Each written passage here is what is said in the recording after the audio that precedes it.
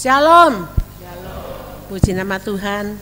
Selamat pagi, selamat kita bertemu kembali di dalam kasih-Nya Tuhan kita Yesus Kristus. Kita akan mulai ibadah pada pagi hari ini. Mari kita tundukkan kepala. Bapa pengasih dan penyayang, Bapa yang kupanggil dengan nama Tuhan Yesus Kristus, pada pagi yang indah ini ya Tuhan, Kau kumpulkan kami semua ke dalam rumah-Mu. Ini semua karena kemurahan kasih-Mu yang begitu besar, yang senantiasa Engkau berikan kepada kami semua. Pada pagi hari ini, kami ingin memuji-muji Engkau, kami ingin menyenangkan akan hati-Mu melalui puji-pujian. Tetapi Tuhan Yesus, terlebih dahulu Engkau sucikan tanah-tanah hati kami, mulut kami, seluruh kehidupan kami, layakkan kami di dalam memuji dan mengagungkan akan Engkau. Kami boleh merasakan suasana surga turun pada pagi hari ini, mengurapi kami semua ya Tuhan. Kami masih teringat akan saudara-saudara seiman kami yang masih dalam perjalanan. Percepatkan langkah-langkah mereka, tibakan di dalam rumah-Mu dengan selamat. Yang masih dalam rumah tangga, Engkau sentak hati mereka, supaya mereka juga boleh melangkah, duduk bersama-sama di tempat ini, memuji dan mengagungkan akan Engkau. Terima kasih Tuhan. Jika masih ada kuasa-kuasa iblis, kuasa-kuasa jahat yang akan mengganggu ibadah pada pagi hari ini, kami satukan hati kami. Kami memanggil akan Engkau, kami usir dalam nama Yesus. Kami perintahkan keluar. Biarlah kuasa Roh Kudus yang bekerja dengan heran pada pagi hari ini. Terima kasih Tuhan. Kami akan mulai ibadah pada pagi hari ini. Kami alaskan hanya di dalam nama-Mu saja. Nama Tuhan Yesus Kristus yang menjadi juru selamat kami. Haleluya. Amin.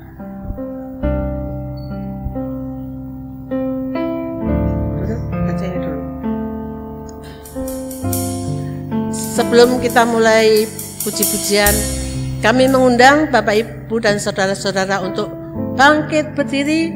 Kita akan membacakan iman percaya GBI. Dalam hitungan 3 kita akan bersama-sama membacakan. 1, 2, 3. Aku percaya bahwa Alkitab adalah firman Allah, Allah yang Esa, itu Tritunggal adanya. Yesus yang lahir, mati, bangkit, naik ke surga adalah juru selamat, pengantara kita dan raja segala raja.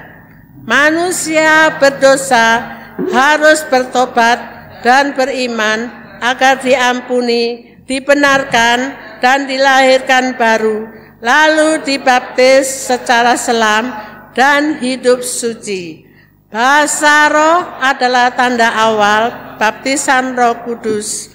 Gereja melakukan perjamuan kudus dan meyakini kesembuhan ilahi. Tuhan Yesus akan datang kembali. Ada kebangkitan tubuh, kerajaan 1000 tahun, hukuman kekal dan hidup kekal.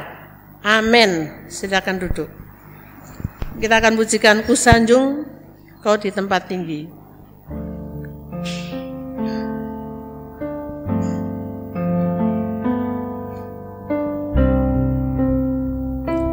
Ku sanjung Kau di tempat tinggi, sebab Engkau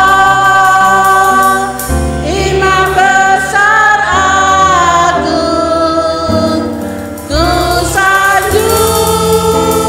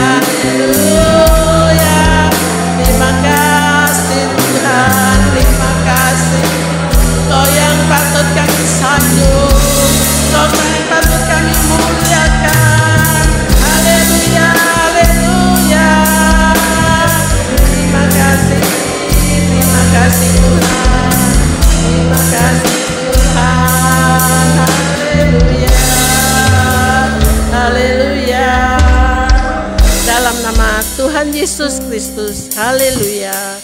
Amin. Kami mengundang Bapak, Ibu, dan Saudara untuk bangkit berdiri. Kita akan pujikan dengan pujian segala puji syukur.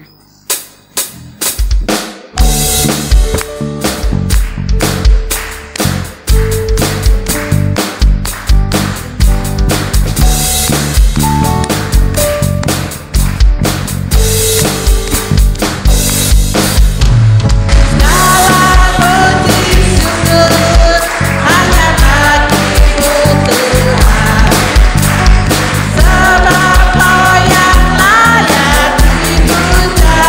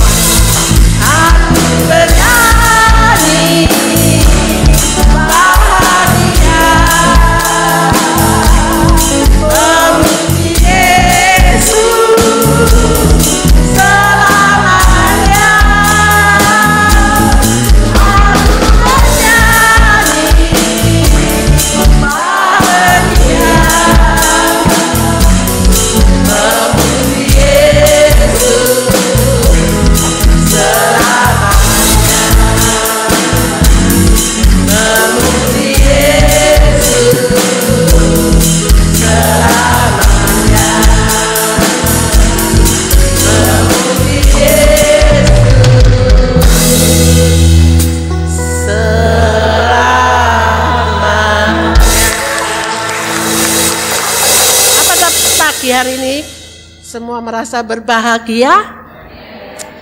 Ya, kita akan menerima berkat berganda, berkat firman Tuhan, berkat tubuh dan darahnya. Juga kita akan merayakan ulang tahun dari Ibu Gembala. Berikan tepuk tangan. Kita akan tetap memuji Tuhan dengan pujian Kau terbesar dan mulia. Kuri.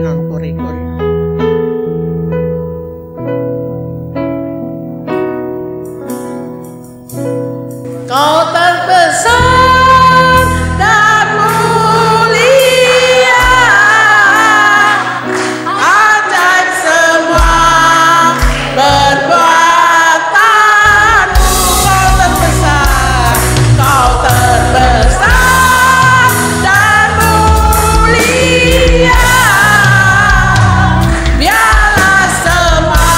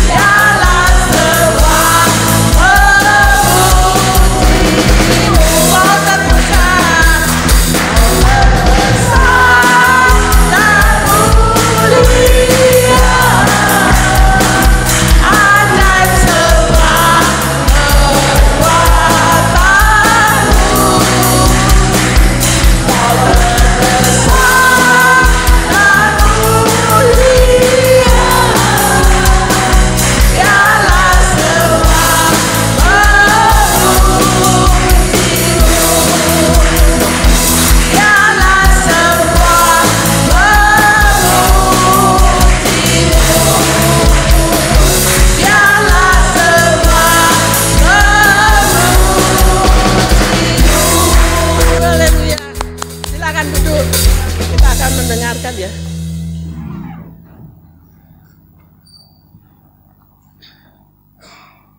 Video.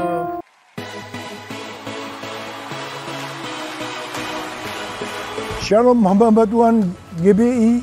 Shalom, saya Irwan Wijaya, Ketua Departemen Misi dan Penanaman Gereja Suku Tak Abaikan dari Gereja Bethel Indonesia, ingin mengajak Bapak Ibu sekalian mengikuti Pastor Conference yang akan diadakan pada tanggal 24 Agustus di SICC jam 8 sampai 20.30 waktu Indonesia bagian Barat. Bapak Ibu yang rindu untuk bermisi, baik di kota, di daerah, suku terabaikan, suku terasing, bahkan mungkin di bangsa-bangsa, welcome to join. Tuhan sedang membuat kita unity untuk menyelesaikan amanat agung Tuhan Yesus dan mempersiapkan diri untuk penuaian jiwa yang terbesar dan yang terakhir di era Pentakosta ketiga ini. Ayo, jangan lewatkan kesempatan yang baik ini. Tuhan Yesus memberkati. Shalom. Ya, kita telah menyaksikan pesan-pesan dari Sinode ke-12 ini ya Tuhan. Kita akan mendengarkan sebagian dari firman Tuhan. Kami mengundang saudara-saudaraku untuk bangkit berdiri. Mari kita siapkan hati dan pikiran kita untuk menerima berkat firman-Nya yang sebentar akan disampaikan oleh hamba-Nya. Kita akan pujikan dengan pujian Jiwaku Merindukanmu beberapa kali, dan mimbar selanjutnya dengan hormat saya serahkan kepada hamba-Nya yang membawa firman Tuhan.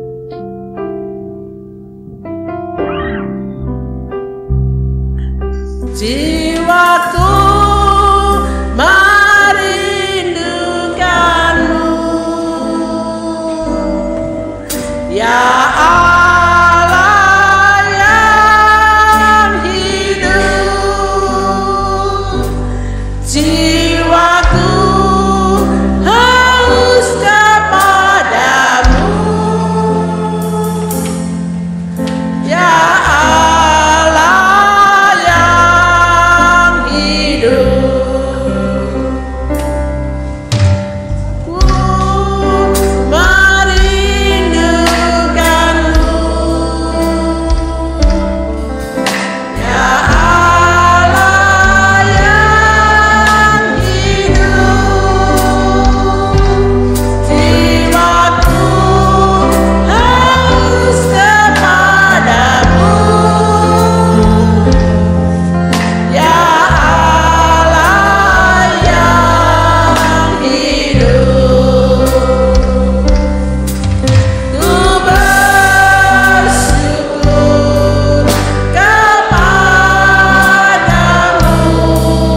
sumber pengharapanku, penolongku, ya Allahku, tiada yang sepertimu.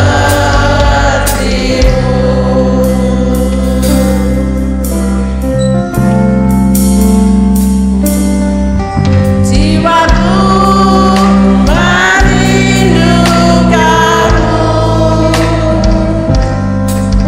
ya Allah yang hidup.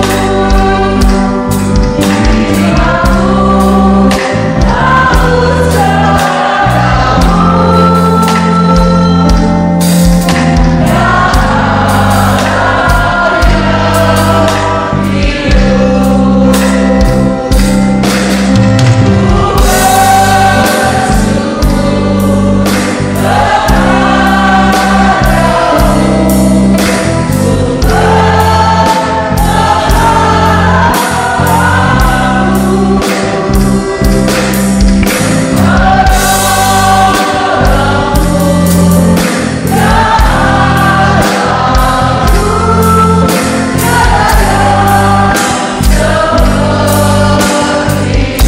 Saya undang bangkit berdiri, jiwaku merindukanmu.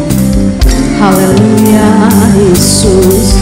Jiwaku merindukanmu,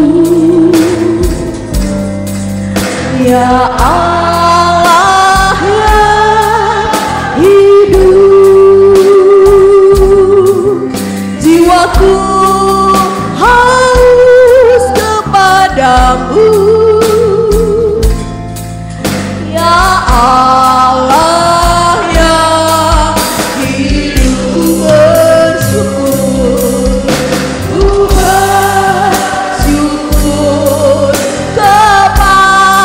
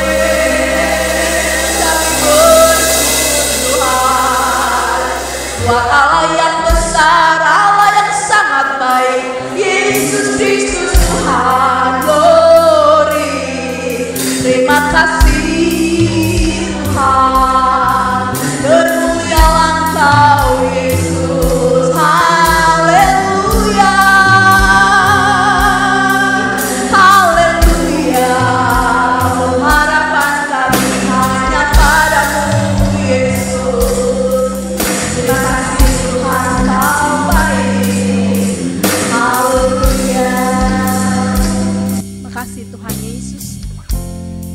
Kami menikmati setiap kebaikan Tuhan dalam kehidupan kami dari hari ke hari. Hingga saat ini kalau kami boleh ada dalam rumah Tuhan. Diberikan kesempatan untuk memuliakan-Mu Tuhan. Terima kasih Tuhan Yesus.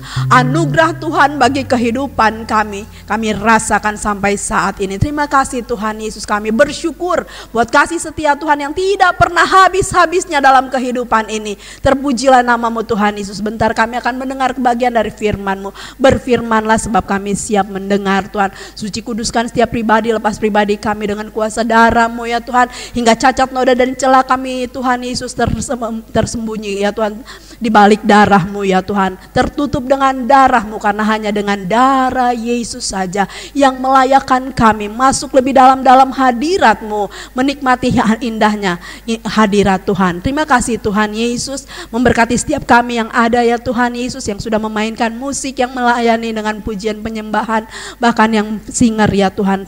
Kami percaya Engkau sudah memberkati setiap kami.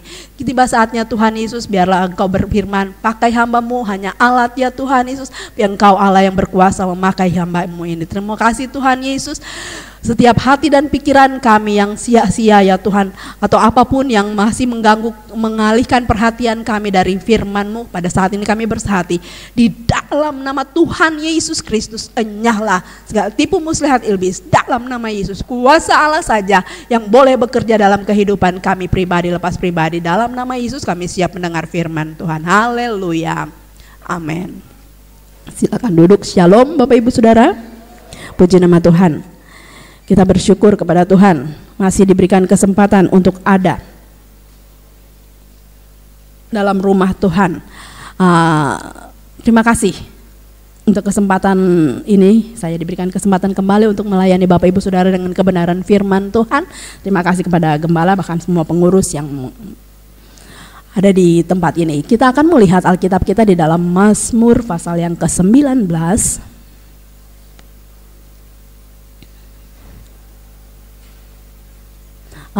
Ayat yang kita akan baca ini berbicara tentang sifat keuntungan di dalam Tuhan, kemuliaan Tuhan dalam pekerjaan tangannya dan dalam Tauratnya. Tadi saya katakan ayat-ayat ini berbicara tentang sifat dan keuntungan dan nilai dari hukum atau Taurat dan firman Allah. Kita lihat dalam ayat yang ke-8 sampai 12. Mazmur 19 ayat yang ke-8 sampai dengan 12. Taurat Tuhan itu sempurna, menyegarkan jiwa.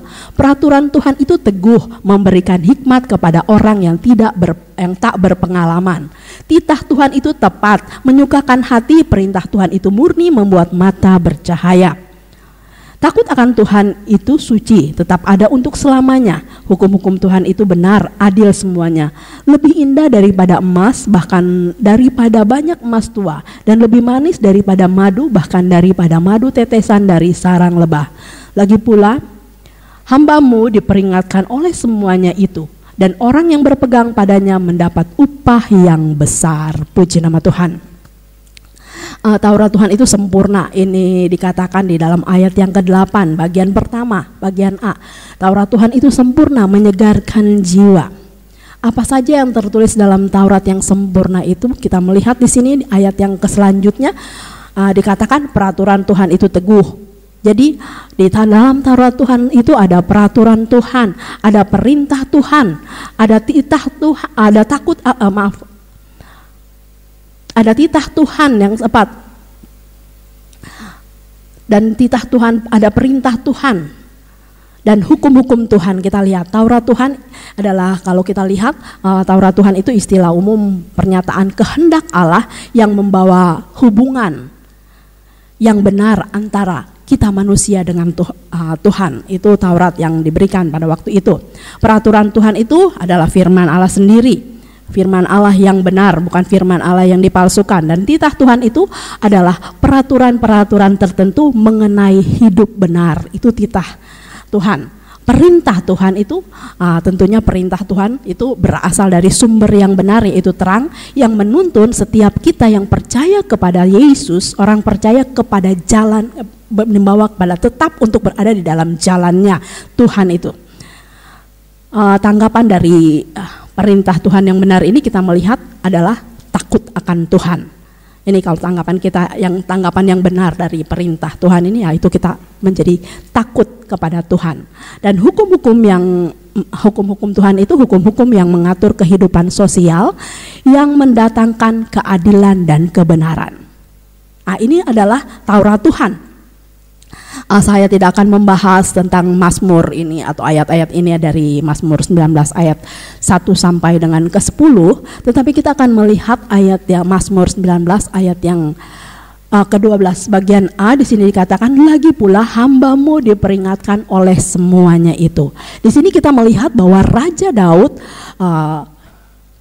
dia diperingatkan Tuhan untuk melakukan Taurat Tuhan ini. Dikatakan tadi ayat yang ke-8 kita sudah baca, Taurat Tuhan itu sempurna, menyegarkan jiwa, peraturan Tuhan itu teguh, memberikan hikmat kepada yang tak berpengalaman, titah Tuhan itu tepat, menyukakan hati, perintah Tuhan itu murni, membuat mata bercahaya.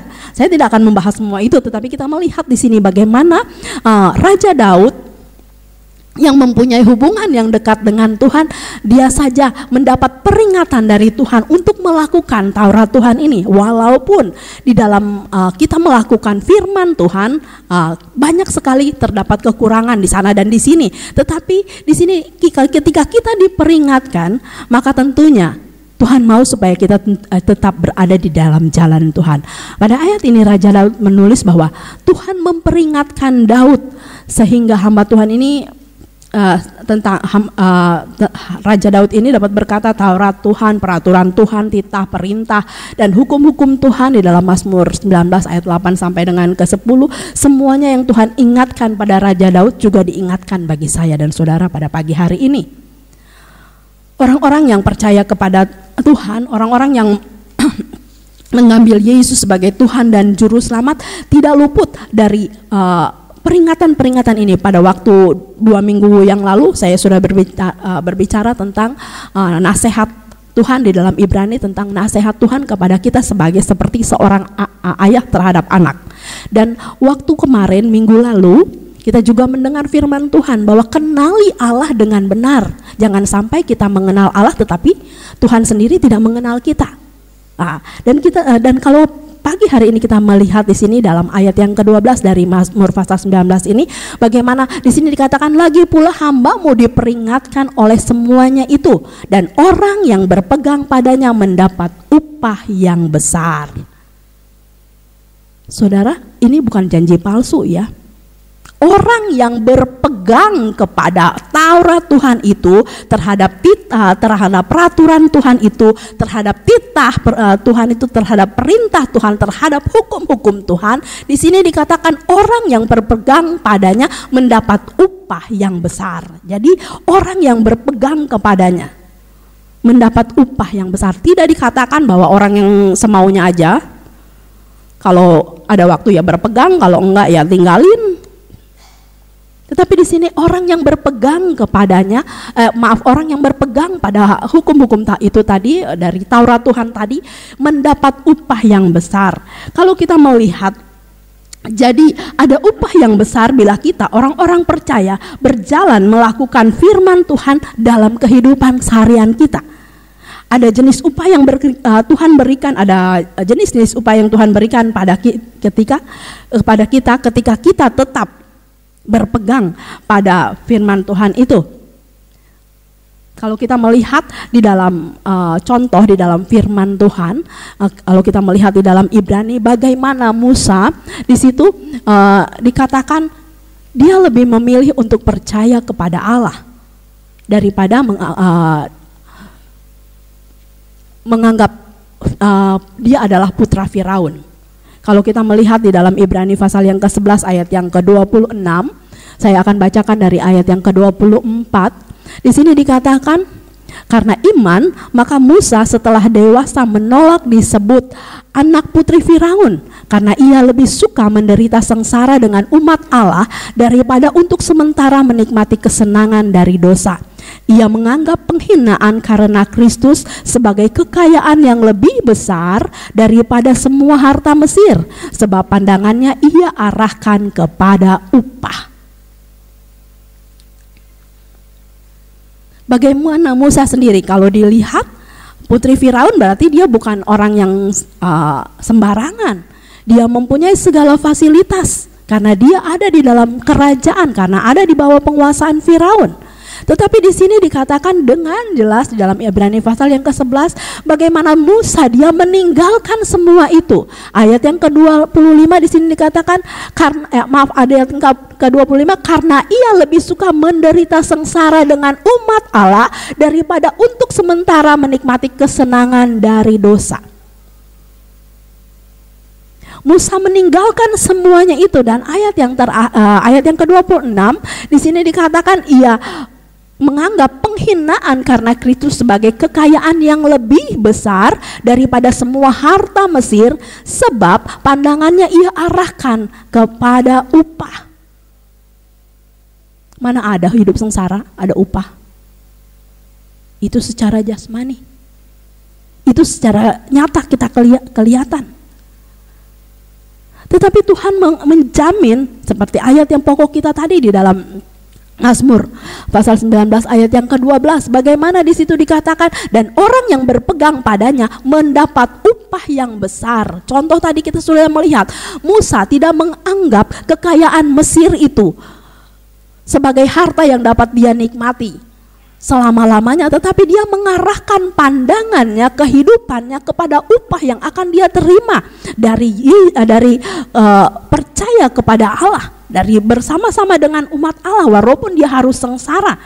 Musa lebih memilih menderita bersama-sama umat Allah daripada menikmati fasilitas kekayaan Mesir yang sifatnya hanya sementara saja. Pandangan Musa diarahkan pada upah yang lebih besar. Kita tahu bahwa upah tujuan dari setiap kita orang-orang percaya. Kehidupan kita mungkin di dalam dunia ini tidak ada banyak harta. Tetapi kita memiliki harta yang kekal ketika kita mempertahankan iman percaya kita kepada Tuhan kita Yesus Kristus. Ibrani 11 ayat yang ke-6 di sini dikatakan, tetapi tanpa iman tidak mungkin orang berkenan kepada Allah. Sebab barang siapa berpaling kepada Allah, ia harus percaya bahwa Allah ada dan bahwa Allah memberi upah kepada orang yang sungguh-sungguh mencari Dia. Jadi bukan orang yang main-main mencari Dia, tapi orang yang sungguh-sungguh mencari Dia mendapat upah. Tanpa iman tidak mungkin orang berkenan kepada Allah. Jadi segala sesuatu yang kita lakukan dengan tujuan kita percaya sungguh kepada Allah. Kita lakukan semua untuk Tuhan. Minggu yang lalu sudah sempat dibahas oleh Pak Pendeta Bambang. Percaya bahwa Allah ada, Dia pribadi yang kudus, yang sangat memperhatikan dan mempedulikan saya dan saudara. Kita harus percaya bahwa Allah memberikan kita upah. Yang berjanji ini bukan orang sembarangan, tetapi yang berjanji ini adalah pencipta langit semesta, alam bumi dan segala isinya. Yang berjanji ini adalah Allah yang setia. Jadi di sini dikatakan ya, kita percaya bahwa Allah ada dan Dia akan memberi upah kepada orang yang sungguh-sungguh mencari Dia. Minggu yang lalu kenali Allah yang benar dengan benar. Jangan sampai Tuhan tidak kenal sama kita. Tuhan, jangan kita hanya sekedar tahu Tuhan, tetapi biarlah Tuhan mau tahu kehidupan saya dan saudara. Percaya bahwa ada Allah itu ada. Dan di sini dikatakan orang yang tekun, yang sungguh-sungguh, orang yang tekun dengan sungguh-sungguh mencari Dia, mencari Allah, mencari Tuhan dengan sungguh-sungguh. Yang selalu menginginkan kehadirannya dalam kehidupan kita, yang selalu menginginkan bukan saja kehadirannya di tengah-tengah ibadah kita, tetapi menginginkan kehadirannya dalam pribadi kita, juga mengharapkan kasih karunia-Nya itu selalu ada bagi kita. Di dalam Yohanes pasal yang ke-14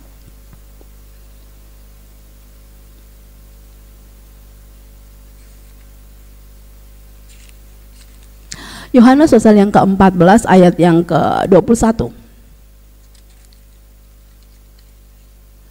Barang siapa memegang perintahku dan melakukan melakukannya, dialah yang mengasihi aku. Dan barang siapa mengasihi aku, ia akan dikasihi oleh Bapakku, dan aku pun akan mengasihi dia dan akan menyatakan diriku kepadanya. Jadi dengan kata lain, ketika kita mencari sungguh-sungguh, kita mencari Allah dengan sungguh-sungguh, bukan sampai hanya mencari setelah mendapatkan diam saja, tetapi mengasihi dia dengan segenap hati kita. Merindukan dia setiap dalam kehidupan kita setiap hari. Di sini dikatakan barang siapa memegang perintahku dan melakukannya, dialah yang mengasihi aku. Tadi dikatakan di dalam ayat pokok kita di dalam Mazmur pasal yang ke-19 tadi, di situ ada perintah Tuhan yang menuntun kita kepada kebenarannya, kebenaran Tuhan. Kan kita melihat di sini bagaimana kita akan mendapat upah ketika kita sungguh-sungguh mencari Dia. Bagaimana kalau orang yang di luar Tuhan, apakah dia akan mendapat upah juga? Yang tidak mengenal Yesus sebagai Tuhan dan Juru Selamat, apakah dia akan mendapat upah juga? Kalau dia tetap tinggal dalam dosa, upah dosa ialah, nah itu dia upahnya. Bagaimana dengan orang yang hidup dalam dosa, apakah mereka mendapat upah? Ya upahnya itu maut. Roma 6 ayat yang ke-22 dan 23. Di sini dikatakan, tetapi sekarang setelah kamu dimerdekakan dari dosa dan setelah kamu menjadi hamba Allah, kamu beroleh buah dan membawa kamu kepada pengudusan, dan sebagai kesudahannya ialah hidup yang kekal. Sebab upah dosa ialah maut, tetapi karunia Allah ialah hidup yang kekal dalam Kristus Yesus Tuhan kita. Kita lihat upah dosa adalah maut. Tetapi di sini ayat yang ke-22 dikatakan bahwa kita sudah dibenarkan oleh Yesus. Tapi sekarang setelah kamu dimerdekakan dari dosa dan setelah kamu menjadi hamba Allah, kamu beroleh buah yang membawa kamu kepada pengudusan, dan sebagai kesudahannya ialah hidup yang kekal. Inilah upah hidup yang kekal. Tentunya kekekalan bersama dengan Allah, bukan ada tadi saya sering katakan bahwa kekekalan ada dua. Tinggal pilih, mau kekekalan di dalam surga kah atau kekekalan di dalam neraka. Sama-sama kekal. Tapi di sini dikatakan upah dosa adalah maut ya. Jadi orang-orang yang berdosa tidak mengambil Yesus sebagai Tuhan dan Juru Selamat, ya akan binasa. Tapi kita yang sudah tahu Yesus Tuhan, kita mengambil Yesus sebagai Tuhan dan Juru Selamat, kita percaya bahwa Dia adalah Tuhan kita, maka kita harus melakukan firman-Nya dalam menerapkan setiap kebenaran firman yang sudah seringkali kita dengar dalam kehidupan kita semua, supaya apa? Kita dapat menerima upah yang sesungguhnya, yaitu ada di dalam kekekalan bersama dengan Allah. Kita sudah menerima kasih karunia Tuhan. Kita sudah dimerdekakan, sebab itu kita perlu untuk melakukan apa yang menjadi kehendak Tuhan, apa yang menjadi Taurat Tuhan dalam yang disampaikan setiap hari dalam kehidupan kita, lewat firman Tuhan, lewat Alkitab yang saudara mungkin baca tiap hari, yang saudara dengar, membawa kita untuk lebih lagi dekat mengenal Allah secara pribadi, lebih dekat, lebih mempunyai hubungan dengan Allah. Ada upah untuk saat ini, nah, itu kasih karunia yang Tuhan berikan, dan ada upah juga untuk kekekalan nanti, karena kita sudah dibenarkan oleh Yesus. Sedangkan orang berdosa adalah orang yang belum menerima Yesus sebagai Tuhan dan Juru Selamat. Tadi sudah dikatakan upah dosa adalah maut. Mereka ada di dalam maut, walaupun mungkin hidupnya senang seperti Firaun tadi, contoh Musa tadi. Demikian juga dengan orang-orang yang sudah kenal Tuhan dan hidup di dalam dosa, masih senang sama dosa, masih nggak mau lepas sama dosa, masih belum mau dimerdekakan dari dosa. Saudara dapat membacanya tadi. Kita tetap menerima kasih karunia, tetapi yang namanya dosa tetap dosa. Dan upah dosa adalah tadi kita sudah baca. Dosa, kita sudah sering kali dengar, adalah pelanggaran terhadap firman Tuhan atau hukum Allah. Di dalam 1 Yohanes di situ dikatakan 3 ayat yang keempat, saat kita orang-orang benar tidak melakukan firman Tuhan, maka kita berdosa. Kalau kita melanggar firman Tuhan, maka kita sudah berdosa. Orang-orang berdosa yang tidak di dalam Yesus, ya upahnya langsung maut. Kalau kita melihat lagi, dosa mendatangkan kebinasaan, dosa membuat kita terseret ke dalam kesenangan-kesenangan dunia. Tapi pada pagi hari ini, seperti Raja Daud mengingatkan kita lewat Mazmur tadi, bagaimana dikatakan, lagi pula hamba-Mu diperingatkan oleh semuanya itu, dan orang yang berpegang padanya mendapat upah yang besar. Tentunya seperti Raja Daud mempunyai tujuan, upah yang besar. Dia memiliki kerajaan, dia memiliki semua fasilitas di dalam dunia ini. Tetapi dia tetap melakukan firman Tuhan. Bapak, Ibu, Saudara sekalian, mungkin kita tidak seperti Raja Daud yang memiliki segala fasilitas di dalam dunia ini. Raja Daud yang begitu memiliki fasilitas dalam dunia ini, dia masih mau menganggap Tuhan, memiliki Allahnya. Dia mau dengan sungguh-sungguh datang kepada Tuhan, memegang firman Tuhan. Biarlah kita mengikuti firman Tuhan, supaya apa yang diingatkan kepada kita ini, dan orang yang berpegang padanya, pada hukum Taurat itu, pada firman Tuhan itu, mendapat upah yang besar.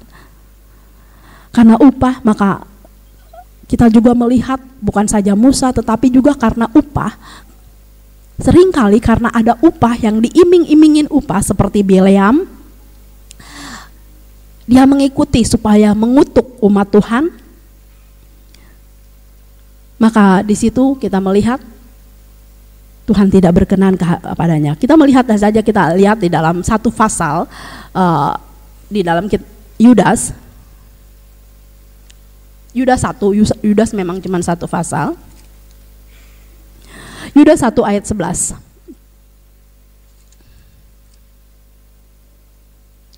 Celakalah mereka karena mereka mengikuti jalan yang ditempuh Kain, dan karena mereka celakalah mereka karena mereka mengikuti jalan yang ditempuh Kain, dan karena mereka oleh sebab upah menceburkan diri ke dalam kesesatan Bileam, dan mereka binasa karena kedurhakaan seperti Korah. Kita lihat di sini ada Kain yang membunuh adiknya Habel pada penciptaan pertama. Pembunuhan pertama terjadi dilakukan oleh Kain, dan di sini ada Bileam yang karena upah dia disuruh untuk mengutuk umat pilihan Allah. Dan di sini ada Korah, penyembahan ya di dalam Mazmur. Nah, di sini kita akan melihat bagaimana di dalam Kain, tentang Kain, bagaimana Kejadian pasal yang keempat ayat 3 sampai 8, kita tidak usah baca. Kain yang membunuh Habel saudaranya karena iri hati, karena karena persembahan Habel diterima tapi Kain tidak diindahkan. Dan kalau kita melihat lagi Bileam, ya kita lihat saja di dalam Bileam ini, karena upah ia disuruh untuk mengutuk bangsa Israel pada saat itu. Pada saat itu di dalam Bilangan 22 ayat 5 sampai 7, dia diberikan upah seorang penenung, peramal nasib dengan kekuatan gaib. Maka sepertinya Allah berbicara pada Bileam, padahal dia disuruh oleh untuk mengutuk bangsa Israel. Tentunya umat pilihan Tuhan tidak akan dikutuk oleh Tuhan ya, tapi ini disuruh. Dan karena upah, Bileam setuju-setuju aja. Tapi di ayat yang ke-22 pasal Bilangan 22 ayat yang ke-17, di sini kita melihat bahwa Allah yang kita sembah, Allah yang hebat, Allah yang luar biasa, Allah yang sangat sanggup mengubah kutuk menjadi berkat. Hingga dia Allah sendiri memakai Bileam yang tadinya disuruh untuk mengutuk bangsa Israel. Dia tidak mengutuk bangsa Israel. Ayat yang ke-17 dari Bilangan 22, sebab aku akan memberi upahmu sangat banyak Dan apapun yang kau minta daripadaku, aku akan mengabulkannya. Datanglah dan serapahlah bangsa itu bagiku. Itu dikatakan disuruh mengutuk bangsa Israel, serapah. Tapi tidak dilakukan dan Tuhan menggantinya itu menjadi kutuk. Tuhan mengubah kutuk itu menjadi berkat. Dalam Tuhan Yesus, ketika kita datang kepada Tuhan, Tuhan Allah yang kita sembah itu sanggup mengubah kutuk menjadi berkat. Jangan ambil bagian dalam segala sesuatu yang tidak berkenan. Iblis menipu banyak orang, iblis menipu banyak sekali manusia di dalam dunia ini. Umat Tuhan jangan tergiur oleh tipuan iblis ini. Iblis juga menjanjikan hal-hal yang besar yang banyak kepada umat pilihan Tuhan. Cara iblis itu adalah cara yang licik. Kalau kita melihat bagaimana ketika Yesus diajak untuk menjatuhkan diri, Yesus saja yang tanpa dosa diajak iblis untuk menerima tawarannya. Matius 4 ayat 8 dan 9. Kita lihat bagaimana cara iblis bekerja sampai Yesus pun.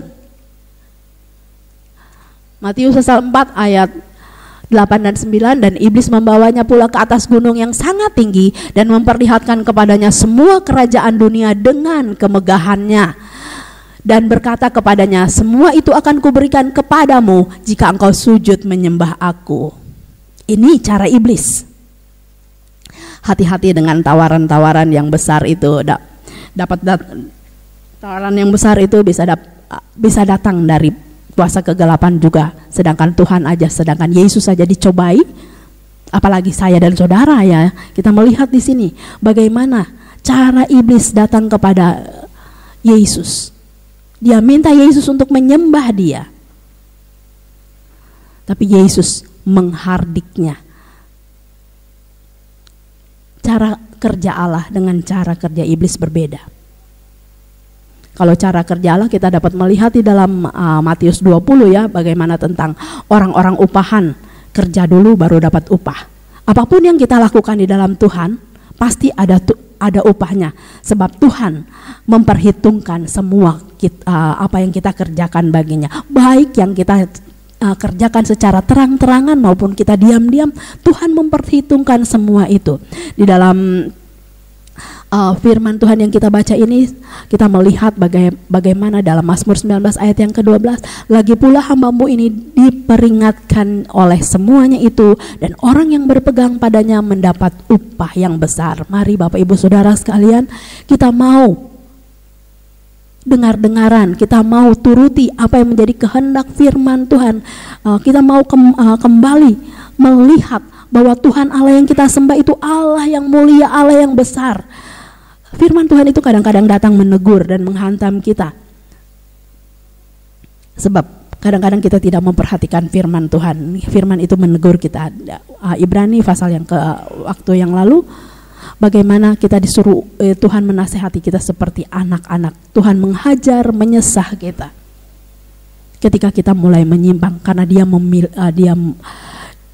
dia memperhatikan saya dan saudara. Sebab itu mari kalau kita mulai lupa, kita ingat kembali bahwa di dalam apa yang kita lakukan kepada Tuhan selalu ada upah bagi saya dan saudara. Bekerja, Tuhan bekerja dengan caranya yang ajaib bagi kita. Dia bukan saja memberikan upah pada saat ini ketika kita datang kepadanya, dia menolong kita sebagai satu upah, tetapi dia memberikan kita upah, yaitu keselamatan kekal yang dia berikan bagi saya dan saudara di kayu salib. Dia kerjakan itu bagi saya dan saudara. Sebab itu pada pagi hari ini lewat kebenaran firman Tuhan, kita melihat bahwa Tuhan memperhitungkan semuanya itu. Tuhan membuat segala sesuatu itu bagi kehidupan kita, orang-orang yang percaya, supaya kita mempunyai pengharapan di dalam Dia. Seperti pujian yang tadi kita nyanyikan, bahwa harapan itu selalu ada bagi saya dan saudara. Ketika kita datang kepada Tuhan, sungguh-sungguh melakukan apa yang menjadi kehendak Tuhan dalam kehidupan kita. Seperti yang tadi kita sudah membaca, ketika kita melakukan di Ibrani 11 dengan sungguh-sungguh, maka ada upah yang besar. Saya percaya Kita semua mau diberi upah oleh Tuhan. Ketika kita mengakhiri hidup ini, maka Tuhan memberikan upah bagi saya dan saudara. Puji nama Tuhan, tidak saya panjangkan lagi kebenaran firman Tuhan ini, tetapi mari kita melihat di dalam firman Tuhan ini bahwa segala sesuatu yang diperingatkan kepada kita dari waktu-waktu yang lalu, Tuhan peringatkan kita lewat firman Tuhan. Dia mau supaya kita hidup lebih hari, lebih mengenal Dia secara pribadi, lebih berkenan kepadanya, lebih dapat menyenangkan hati Tuhan. Puji nama Tuhan. Inilah yang Tuhan inginkan terjadi dalam kehidupan kita, orang-orang yang percaya kepada Tuhan. Dan kita akan menerima upah yang besar ketika kita melakukan semua itu hanya untuk Tuhan dan hanya untuk kemuliaan bagi nama Tuhan saja. Haleluya. Kita bangkit berdiri, kita akan masuk di dalam doa, kita akan siapkan hati kita untuk perjamuan kudus yang akan dilayani. Kita nyanyikan, dengan darah-Mu Kau tebus dosaku. Yesus, Yesus, Yesus, ku berseru. Haleluya. Haleluya, Yesus. Kita siapkan hati kita untuk untuk perjamuan kudus. Haleluya. Terima kasih Tuhan, Engkau baik bagi kami. Biarlah firman-Mu bekerja dalam pribadi lepas pribadi kami dengan cara-Mu Tuhan. Haleluya. Dengan darah-Mu Kau tebus dosaku, dengan nyawa-Mu Kau tukar hidupku. Ini aku sepenuhnya milik-Mu, akulah dengan darah-Mu. Darah-Mu Kau tebus dosaku, haleluya. Nyawa-Mu Kau tukar hidupku. Kini aku sepenuhnya milik-Mu,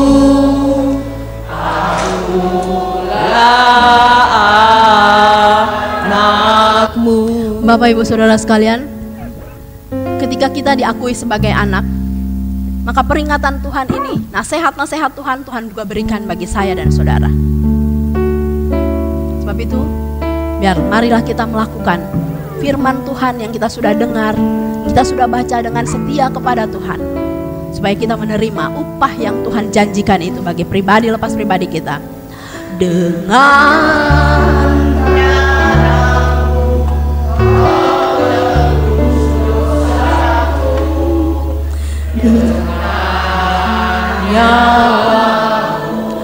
Kau tukar hidupku. Kini aku sepenuhnya milik-Mu, akulah anakmu. Yesus, Yesus, Yesus, ku berseru. Amin. Yesus, Yesus, ku panggil nama-Mu. Pengabdianku hanya padamu. Yesus, Yesus, Engkaulah Bapakku. Yesus, Yesus, Yesus, Yesus, ku berseru.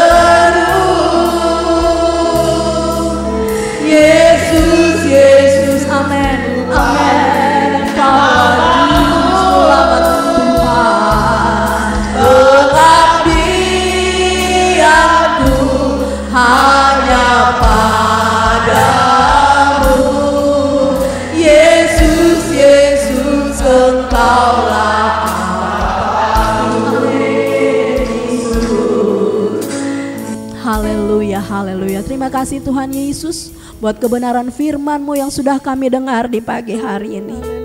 Biarlah Engkau menasehati kami, Engkau terus-menerus memperingatkan kami ya Tuhan. Ampuni kami bila jalan kami mulai menyimpang dari Taurat-Mu. Ampuni kami bila kami mulai menyimpang dari kebenaran firman-Mu Tuhan Yesus.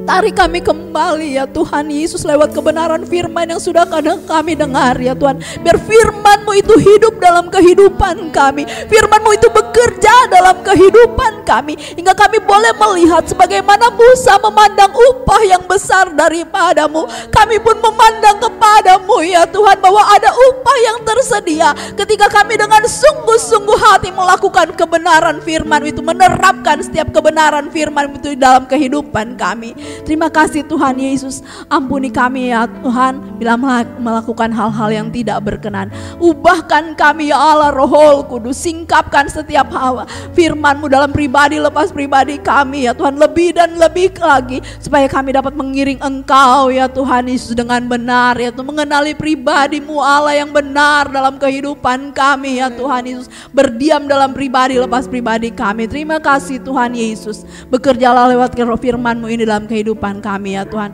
Hamba-Mu selesai berkata-kata tentang firman-Mu, tetapi Roh Kudus Engkau tidak pernah berdiam diri. Engkau terus bekerja dalam kehidupan kami. Kami dapat apa yang menjadi kehendak-Mu dalam kehidupan kami. Terima kasih Tuhan Yesus. Di dalam nama Tuhan Yesus Kristus hamba berdoa. Dan kami akan siapkan kehidupan kami untuk perjamuan kudus-Mu. Dalam nama Yesus Kristus kami berdoa. Haleluya. Amin.